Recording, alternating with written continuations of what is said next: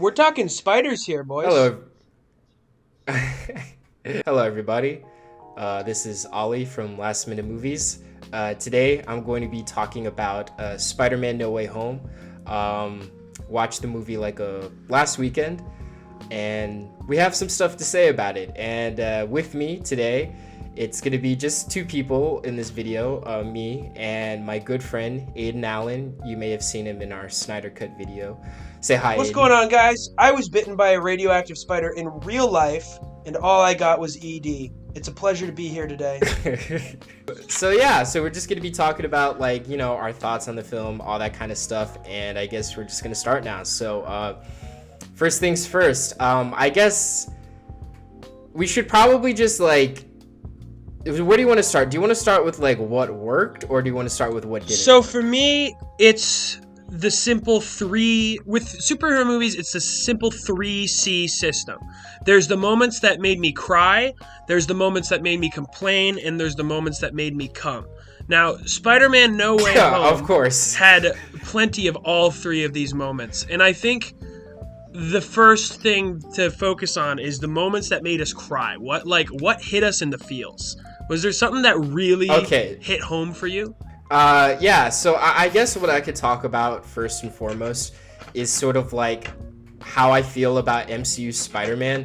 I touched up on it on the last video that we did about No Way Home, but I haven't really been a big fan of MCU Spider-Man or anything like that. I really liked him in Civil War. I think that was one of the closest we've ever gotten to true Spider-Man, but then they kind of faltered that a little bit in Homecoming, even though I really like that movie and I think it's actually a good Spider-Man movie.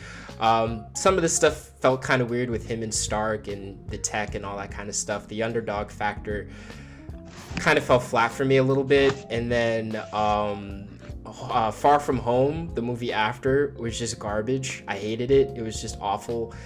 No consequences except at the very end, which was a ending credit scene, which was weird to put the climax of your film in, and all that kind of stuff. But that movie just felt flat for me. But this movie, it delivered in so many different ways, every way I wanted. I'd say the thing that just held the most emotional punch for me was just him getting back to his roots as Spider-Man. Man. Him really learning what it means to be Spider-Man, him learning responsibility properly and all that kind of stuff. That just really vibed with me, because Spider-Man is a character above all else who does the right thing, even if it means it's detriment to his life, his personal life, people around him. I mean, he's not a self-destructive character like Daredevil or anything like that, but he's a person who values doing the right thing above everything else. And this movie really just gave that for me, and I really enjoyed that. Yeah, I would venture to agree with you. I definitely have less of an issue with the MCU's portrayal of Spider-Man than you do. But the one thing I've always kind of thought is that this isn't what Spider-Man is. This isn't ever what Spider-Man's been. Yeah. The point of Spider-Man is to have this very everyman, down-to-earth, working, down on his luck, he's kind of a sap. He's kind of a goofy guy, but he finds himself in a place of great power, and therefore he has to take on that responsibility. And that's the crux of the character, is that he really could be anyone. In the Marvel Cinematic Universe, they have set him up to effectively just be Iron Man Jr. He has this this vast Elon Musk bullshit toy chest that he can just dip into at any time, where he doesn't really have to use that Spider-Man thinker. He doesn't have to think outside of the box and be clever and be he's not the underdog in that same way. I think that's interesting how they've in a very roundabout long-winded kind of way brought us to that Spider-Man that we know from the comics. It just took them 6 movies. Exactly. And that's sort of I'm gonna talk about that later, because that's sort of an issue that I actually have with the movie a little bit. But that's one of the things that I was thinking about too. It's you have this Spider-Man, like Aiden said, he's a very working class hero. He's he's like the working man of the Marvel heroes. He's like the plumber of the Marvel heroes. You know what I'm saying? Like, while all the other ones have fame, notoriety, or they just have a lot of other stuff going on, like saving the world from like multiversal threats or whatever bullshit Thanos is up to or whatever. You just have like this guy who's just like, you know, helping people. You know what I'm saying? He's not even the most powerful hero or anything like that. He's just a guy trying to do the right thing above all else. Yeah, he's the spirit you of know? New York City. He's just there to help everyone else around him and lift up the city as a result. He's not some great tech billionaire. He's just a dude. Yeah, exactly. And I'm not like completely opposed to him. Like, in the comics, they did this arc where he actually like was a tech billionaire, and I wasn't completely adverse to it. I think it could be interesting if you give it like enough like setup and all that kind of stuff. But I just feel like when you start off his hero adventure and he immediately gets like $1 million suit made by Iron Man, then $1 billion suit made by Iron Man, I don't know, you kind of lose me there. Like, Spider-Man's a character where, you know, all the chips are stacked against him. Like, he has like a cloth suit, he has like the shittiest fucking apartment ever, he has like no money or anything like that, yet he makes it work. And when you give him like basically a free pass to the Avengers, you sort of lose that everyman vibe going on there. Yeah, absolutely. And yeah, exactly. And this movie, these movies so far have just kind of been that, and I haven't been a fan of that. And they connect him so much to Iron Man, like you have to be the legacy character to Iron Man, you're next, you're the guy. And finally they got rid of that with this film, and they did it in such a great way. So do you want to, like, we can start talking about some plot stuff now? So yeah, you know, like, what were the highlights of the film for you, and what were the lows? Oh man, highlights I think are obvious. I think the fan service, like, I am such a slut for any time they whip out that kind of like and I know it's annoying, and I know what it's the MCU's bread and butter is rewarding dedication of the fans, right? And so in that this was interesting. This was a unique, new sort of rewarding of that, because it was rewarding us with characters that haven't been in the MCU. And, like, obviously that ranges from the moments of the Sam Raimi and Mark Webb Spider-Man characters being introduced throughout this film, but also smaller moments, like Matt Murdock showing up at the beginning. That was like the biggest holy shit moment. Dude, wait, okay. So when you talk about like a I came moment, that was my come moment. 100%. I was sitting in the movie theater, and I turned around and I grabbed my girlfriend's shoulder so hard that she had to, like, physically, she pried me off with like the jaws of life. She was like, what the fuck is wrong with you? I'm like, babe, that's Daredevil. That's Daredevil in the MCU. And no one in the theater knew. They were all, some of them knew, like some of them were like, oh, and then others were like, huh? Yeah. I'm like, y'all don't know. Y'all must have forgot. Yeah. Like, that's the GOAT right there. The best superhero. Straight up the best Marvel superhero. I almost lost my mind. Spidey's my favorite, but Daredevil is the best written comic book character in my opinion. And like, just...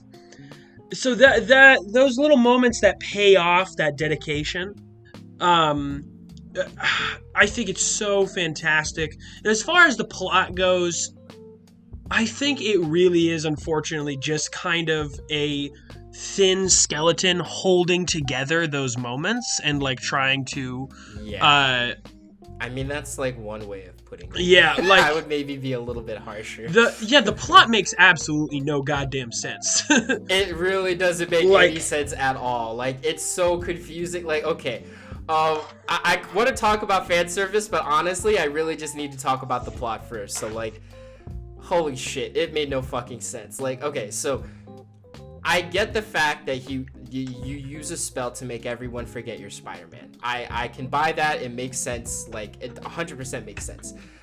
And the spell goes haywire, so basically every person who knows Peter Parker is Spider-Man is now in the MCU universe. Okay, perfect. I totally understand. Simple rules that you're establishing. What I can't understand, there's a few things, however, I can understand. Number one, how come those villains are the ones that are in the universe? How come, like like what are the odds that it's Doc Ock, Green Goblin, Electro, Sandman, and the Lizard? Like, what are the odds? Like out of all the people who could know Peter Parker Spider-Man, those are the people that just happen to be in the multiverse that just come in. Like, out of all the people and throughout the entire infinite Marvel multiverse, those are the ones. Only right? from And these of two course, universes. Two other Spider-Man. Yeah.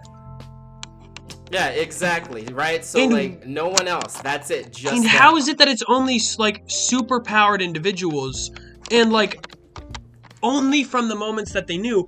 Wouldn't that, by probability's sake, make it more likely that these people who knew that Peter Parker was Spider-Man for like a long time, Yeah. wouldn't it make it more likely that those people would be drawn in? Like, what, wouldn't Kirsten Dunst, her MJ, been like drawn in immediately? I don't know, man. Yeah, like, what about Gwen? Yeah, right? where is she? Like, she's been there since the beginning. Or- Yeah, like she like in the films, like it took like Mary Jane like 2-3 years to figure out Peter was Spider-Man. Gwen knew like immediately. Why wasn't she there? And this is what I was worried about. Like, they're trying to give us so much fan service that it like gets in the way of the script and the story making sense. Because here's another problem with the story as well. Okay, so Peter saves them all. Like instead of, because he finds out some of them are doomed to die. I get that.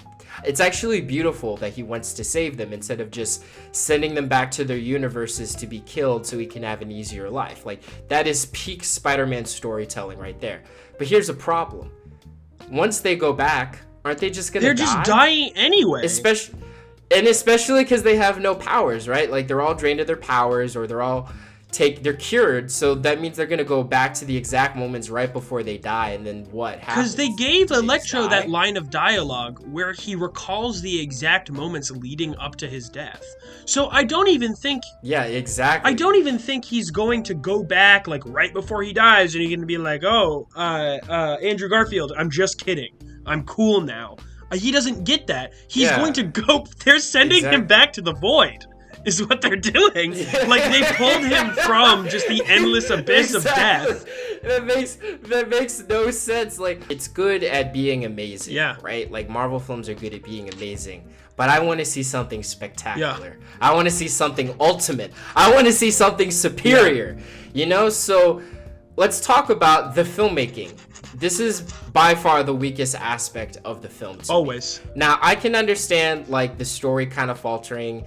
Like, you know, these directors and heads, except for James Gunn, are never fully in charge of what they do because the studio is always kind of just looking over them. But, you know, like, I don't know. Like, I just, like, good Lord, like, this film, like, okay. So, first off, let's talk about, like, the shot selection. The cinematography for this film is...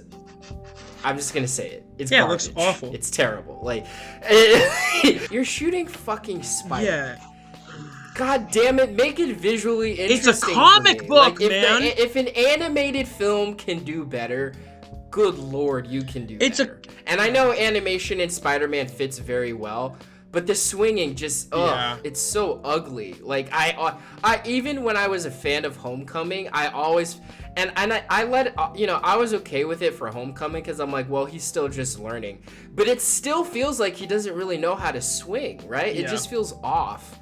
Which doesn't make sense because at this point, he should be like a veteran at swinging, but like, I think the problem with it is the camera angles. Like, they either get like over the shoulder for him swinging, which just doesn't work, or they go like for like, I don't know, the shots just like, okay, when you're watching the Raimi or the Mark Webb films, the camera is like moving with Spider-Man. You feel like you are Spider-Man. You feel like you're swinging with him. And for these films, it looks like you're watching a guy swinging from, like, I don't know, like a Disney World show or something like that, you know? Like, it just feels off. Maybe the CG, and that's another thing too, like the CGI was bad for this film, probably because they rushed it when it should have come out like next year. But I don't know, man. It was off for me. What do you think? I thought some of the CG looked good, but it was only when the characters were well realized. Like, I thought Doc Ock looked awesome, but Doc Ock always looks awesome. Yeah, he did look because it's just a well realized character. But all of these characters who are like these rushed concepts. Who I don't think Lizard looked good in Amazing Spider-Man either, but he looked like awful. He looked so bad throughout this whole movie. Yeah, he looked pretty bad in this. And the one. thing is, I thought Sandman looked really which bad sucks too. because I like Sandman. So I do. I mean, and it's actually the Sandman is not their fault because the actor's schedule was conflicting, so he can only voice the lines. He couldn't like physically be there. So I actually do forgive them for that. But what I don't forgive them for is that they just should have released this movie later. Yeah. And I'm glad that I got to see it during the holidays, but like, dude, as a creative, it changes nothing. If you could push it back, dude, to make it look as good as possible, man. We don't need it. I don't know. Because then I feel like even some of there's like random green screen effects where it's really obvious, and there's a lot of stuff here and there. Oh, especially when the two Spider-Man first arrive, like when Andrew Garfield first arrives. It looks like an animated film. Like he just jumps in the portal, and I'm just like, what the fuck is? Yeah, it looks really bad. Like, and it sucks because like these are two icons of like fucking cinema. I don't care what you say. Maybe not Andrew Garfield because people didn't really like his films, but I like Andrew Garfield a lot, and he deserves like a proper welcoming back. Especially Tobey Maguire. I mean, everyone knows. Everyone knows those films. Absolute and for him legend. to just kind of awkwardly just walk in and be like, "Hey guys, what's up?" It was just kind of weird. It was just weirdly shot, dude. It just felt off. Those are the biggest problems. Like I feel like the script. I like the script. I like it a lot, but I feel like it needed. Especially the first half needed a rewrite. Yeah. Not a rewrite, but some just like a couple more writes to like really get it solid. You know what I'm saying? And the filmmaking, like the cinematography, was just super uninspired. It's all so flat. It's so flat. I don't know much about John Watts, but he just I don't know. And it's probably not his fault. It's probably Marvel's fault. But when the Doctor Strange Multiverse of Madness trailer looks more visually interesting than your entire 2-hour and 20-minute film, then you know you got a problem. Read a Venom comic book before. This shit is like a horror film. And these goofy like buddy cop movies of Venom and like, you know, Tom Hardy are just not doing it for me, man. I really wish they would just go all in and make it either like fun. Because I appreciate camp. I do. I think camp has its place, and I think especially in a Venom type movie, it's a very goofy like character. Something like Godzilla vs. Kong is perfect when it comes to camp. You know what I'm saying? Because it's a movie about a giant lizard and a fucking gorilla fighting each other. But when you know you have source material that's really, really good, I would like you to like take it seriously, please. You know, honor the fans, honor that. Exactly. Another thing I really liked about this film, even though the villains were probably the weakest aspect of the film, oh my fucking god, Willem Dafoe and Alfred Molina. Okay, this is what I say every time. And there's the two things I keep hearing is after we got out of the movie, my girlfriend was immediately like, Andrew Garfield was the best part of the movie.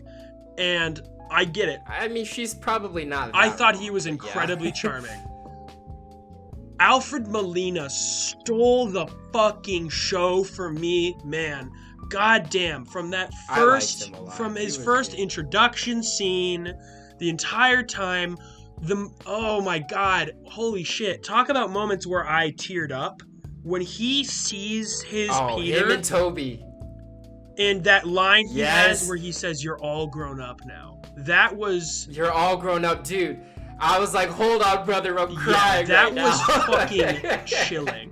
And there's so much of that was chilling. Which, it really is just, it's fan fiction.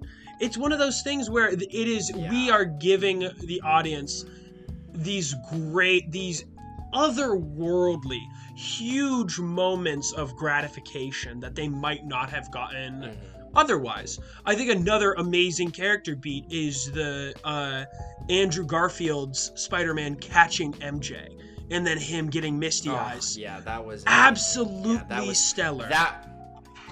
And people, well, I watched the trailer, me and like a fuck ton of people on Spider-Man Twitter like called it. We were all like, "Oh yeah, Andrew's gonna save MJ." But when he actually did it, it just felt It so felt good. You know what I'm saying? awesome. Like, it felt so good. It felt amazing. Like, I'm so glad that Andrew, like Toby had his trilogy, and even though Spider-Man 3 was kind of shitty, very shitty, I really had fun with that movie. Like, I basically just treated it like a comedy. But so he had his in and he had his out. But Andrew Garfield routinely was just getting fucked over by Sony. Him and Mark Webb, because Mark Webb can make good films. He can. He's a good I don't filmmaker. think He's it's his very fault. talented. I think it's a lot of studio interference. It's 100% Sony. Yeah, but that moment where you actually have competent writers giving him good material, holy fuck, is he like the best Spider-Man ever? Yeah, I really like him. I'm like, obviously I'm still a Tony simp or Toby all the way. Toby. Just because I grew up with those movies, and having him in this film as a more mature Spider-Man, that is the perfect thing to do. I'm so glad that they didn't de-age him or anything like that. He felt, you know what he felt like? He felt like the Spider-Verse Peter, but more optimistic. This very like optimistic. It did feel a lot like the Spider-Verse Peter if the Spider-Verse, like that Peter B. Parker character, his life worked out. Like, and he's still kind of he's a whole adult in this, man. He's not the college age kid. And honestly, like, this is kind of the Peter that I've always wanted to see, because like in the comic books, like, they've never let him grown up. Like, I mean, they have. He's probably like 28, 30 years old by now. But, I really like to see him get older, have a family, have a child, in canon, of course, and, be grown up. And I feel like Toby was like that like, as far as a young high school or college Peter Parker, young adult Peter Parker Spider-Man goes, I like Toby a lot, 100% nostalgia, but he never really just did it for me. He always, too much wallflower in my opinion, because Peter's a bit of an angsty kind of guy when he was younger. But as far as like a mature, older Spider-Man, holy fucking shit. He was like awesome. Perfect. And having him there, absolutely fucking and perfect. I think they used both of the Spider-Men, the non-Tom Spider-Man, just enough that it maintains this kind of mystique and this reverence for the films that came before, and kind of honoring them and giving them, it is almost like a tribute to them. And as you're watching the transformation of our Tom Holland, our current MCU Spider-Man, and how they aid in that, and how they share their wisdom and what they've learned, and like, I think it's so well written, and I think that is excellent. Beautiful. It's beautiful because, like, in a way, the second time I watched this film, I took my mom to see it, and my mom, she was talking about, because she's a bit of a spiritual person, and she talked about how cool it was that when Peter Parker was at his lowest moment in his life, almost like his higher self, his higher consciousness, like his higher being in different universes came to him to help him. Like, it wasn't like when he was in a bind. I can see how people might be like, well, Peter Parker was at his lowest moment and then he just got other people to solve his issues. But no, it's like when he was at his lowest moment, he dug himself out of the hole to go and help himself, and it was just beautiful. Like, the idea of like his higher selves from different universes coming to him in a moment of crisis and need, and helping him and stopping him from killing the Green Goblin is like, like, Marvel, where have you been? Like, this is like, I haven't seen this amount of depth and complexity since like maybe like Winter Soldier, or the first Iron Man movie, like, or Guardians, the second Guardians. Oh my god, like, every holy time shit, where's this been? And obviously it's still not Citizen Kane. It's still a fucking like with Yondu movie, but it's great character beats, Yeah, it's absolutely, and it's what a character like Spider-Man deserves. So we should probably wrap. Yeah, we're about 40 minutes right now. We can give our final thoughts. Why don't you go? While it has its faults, I think it has some issues with knowing how to pace its dramatic beats. And while I think a lot of the times the logic of the world can be very contradictory, and sometimes the characters' choices don't necessarily make sense from like a logical standpoint, from an emotional standpoint, I feel like all the characters are exactly where they need to be to set this up to be a Mhm. successful dramatic piece. And I think the use of the other Spider-Mans and the other Spider-Man characters not only works incredibly well from a sort of fan service standpoint, but I also think it works incredibly well from a screenwriting perspective, where these characters are being used to progress the story for our protagonist, which is Peter One, which is Tom Holland's Peter Parker. Um, Yeah, uh-huh. and when every single one of these characters brought in, they of course they get their Marvel pose moment where we're all supposed to clap when Tobey Maguire walks through the portal. You also get these very serious moments where they talk about what it means to be a hero, and more specifically what it means to be Spider-Man. And I think it wraps Oh the yeah, whole beautiful. thing up in this really lovely bow that I think really. I really think it's the nice basil on the dish that is Tom Holland's Spider-Man run, whether or not we see more from him in the future. And I think it elevates all the Spider-Man movie, every single Spider-Man movie that was involved in the culmination that this was. For me, it's so hard talking about Spider-Man. It's hard talking about your favorite character of all time in any sort of entertainment medium. Because, like, I'm trying to be as objective as possible, right? And my objective brain is like, this movie, in a lot of ways, can kind of fall flat in its filmmaking aspects, like cinematography, some writing issues, and stuff like that.